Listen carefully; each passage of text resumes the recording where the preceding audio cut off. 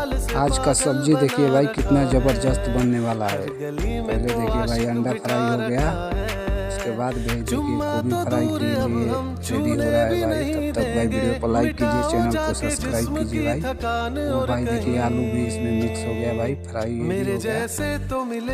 वो भाई इतना सारा मसाला डाला गया भाई, देखने में तो बहुत ज़बरदस्त भाई लगने लगा अभी से भाई, ये तो पका भी नहीं। तब तक भाई देखते जाइए भाई लास्ट तक। वो भाई देखिए कितना ज़बरदस्त